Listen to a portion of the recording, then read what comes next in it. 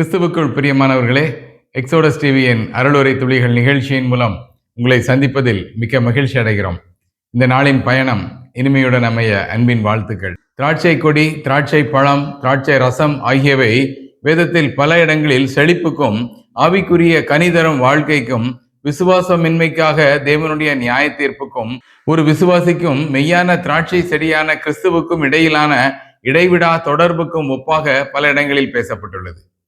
முதலில் வேதத்தில் திராட்சை தோட்டம் அமைத்தது நோவா என ஆதியாகமம் 9ஆம் அதிகாரம் 20ஆம் வசனத்திலே வாசிக்கிறோம். மோசே யோசுவாவின் தலைமையில் கானான் தேசத்தை வேவு பார்க்க ஆட்களை அனுப்பிய நிலையில் அவர்கள் எஸ்கோல் பள்ளத்தாக்கு மட்டும் சென்று ஒரே கொலையுள்ள ஒரு திராட்சை கொடியை 2 பேர் கட்டி தூக்கி கொண்டு வந்தார்கள் என எண்ணாகமம் 13ஆம் அதிகாரம் 23ஆம் வசனத்திலே வாசிக்கிறோம். திராட்சை தோட்டத்தை குறித்து தனியாக ஒரு பாடல் ஏசாயா 5ஆம் அதிகாரத்தில் வாசிக்கிறோம்.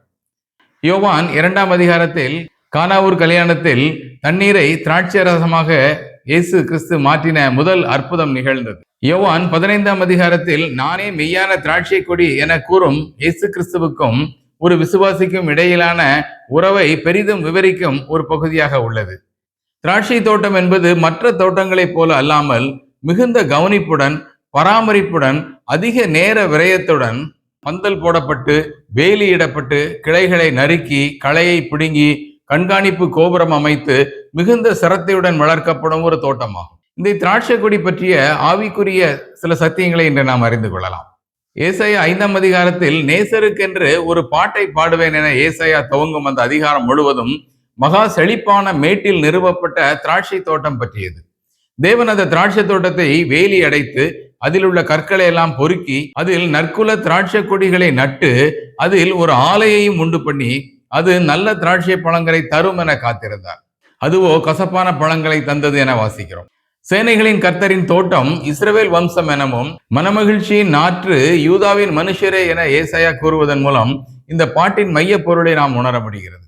கிறிஸ்துவின் இரத்தத்தால் மீட்கப்பட்டு நற்குல திராட்சை செடியாக மாற்றப்பட்டு களைகள் எனும் சாத்தானின் கற்களை அகற்றி சபை எனும் திராட்சை தோட்டத்திலே நாட்டப்பட்டு வசனம் என்னும் வேலியாலே பாதுகாக்கப்பட்டு பரிசுத்த ஆவியானவரின் கண்காணிப்பு கோபுரத்தினால் மேற்பார்வையிடப்பட்டு இருக்கும் ஒரு விசுவாசியிடம் தேவன் எதிர்பார்ப்பது நல்ல பழங்கள். ஆனால் நாமோ ஆடம்பரத்தினாலும் அகம்பாவத்தினாலும் தங்கள் பார்வைக்கு ஞானியாகவும் கசப்பை தித்திப்பென்றும் தித்திப்பை கசப்பென்றும் சாதித்து தேவன் விரும்பாத கசப்பான பழங்களை தருவது தேவனுக்கு வேதனை தருவது மட்டுமல்ல, அது கோபத்தையும் எழுப்புகிறது என சிந்திக்கின்றோம்.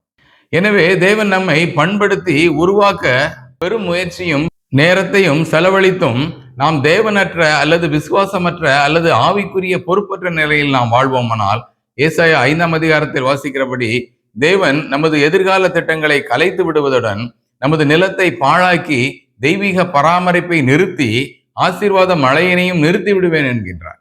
இந்த கசப்பான பழங்களை தரும் திராட்சை கொடி நமது வாழ்வின் மிக முக்கியமான எச்சரிப்பாகும். உன்னத பாட்டு 2ஆம் அதிகாரம் 15ஆம் வசனத்தில் நம்முடைய திராட்சை தோட்டங்கள் பூவும் பிஞ்சுமாய் இருக்கிறதே, இவைகளை கெடுக்கிற குழி நரிகளையும் சிறு நரிகளையும் பிடியுங்கள் என்று சாலமோன் விவரிப்பதை காண முடியும்.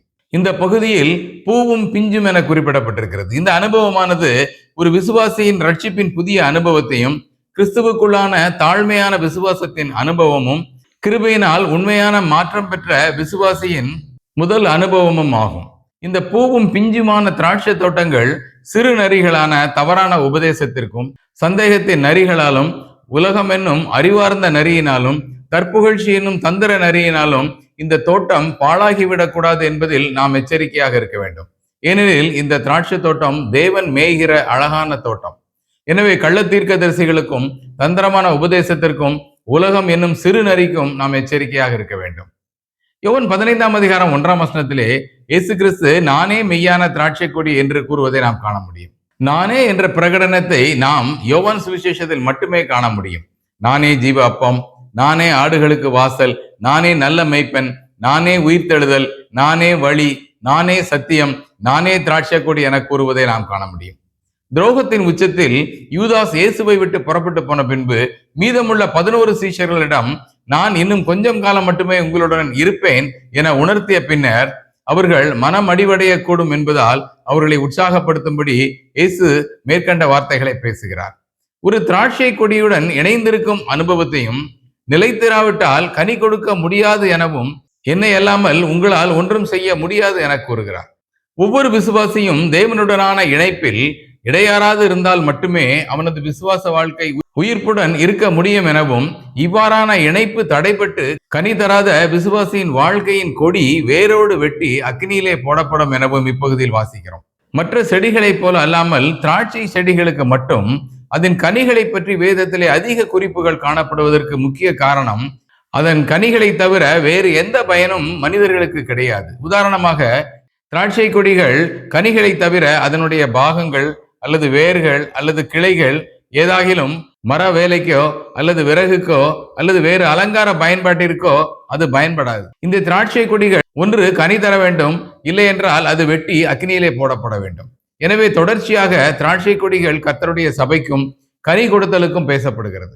எனவே திராட்சை கொடிகளான நாம் மெய்யான திராட்சை செடிகளுடன் இணைப்பில் இருந்து தொடர்ந்து கனி தர வேண்டும் என்பதே அவரது விருப்பமாகும். யோவான் 15:16 நாம் போய் கனி கொடுக்கும்படிக்கும் உங்கள் கனி நிலைத்திருக்கும்படிக்கும் உங்களை ஏற்படுத்தினேன் என வாசிக்கிறோம். அதாவது, நாம் ஏற்கனவே சிந்தித்தது போல கனி இல்லாத திராட்சை கொடி எரிப்பதற்கு மட்டுமே பயன்படும் என்பதால் ஒவ்வொரு விசுவாசியும் தேவனில் நிலைத்திருப்பது மட்டுமன்றி கனி தந்தே ஆக வேண்டும் என இப்பகுதியில் சிந்திக்கின்றோம்.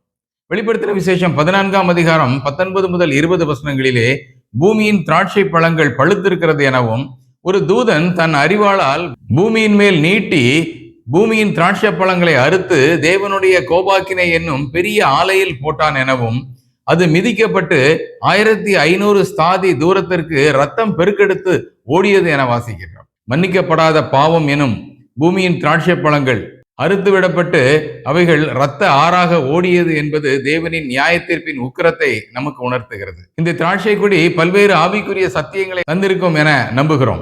திராட்சை கொடிகளின் தனித்தன்மை அல்லது யூனிக்னஸ் என்பது கனியை தவிர எந்த பயன்பாட்டிற்கும் அது பயனற்றது என்பதே. இது விசுவாசிகளாகிய நமக்கும் முக்கியமான பாடமாகும்.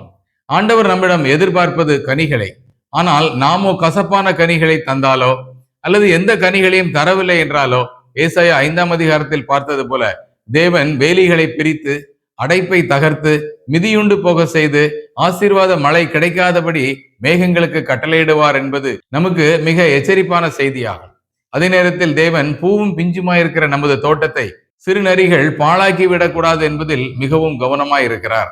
நாமும் தேவையற்ற உபதேசங்கள், மாறுபாடான செய்திகள், வஞ்சனையான வாக்குத்தத்தங்கள் என்ற சிறுநரி கூட்டம் நம்மை பாழாக்கி விடாமல் தேவனோடு உள்ள தொடர்பில் இடையறாமல் இணைந்து எப்பொழுதும் நிலைத்திருந்தவர்களாக கனிகள் தந்து வாழ தேவன் நமக்கு உதவி செய்வாராக. கர்த்தருடைய நாமம் இன்றும் என்றும் மகிமைப்படுவதாக.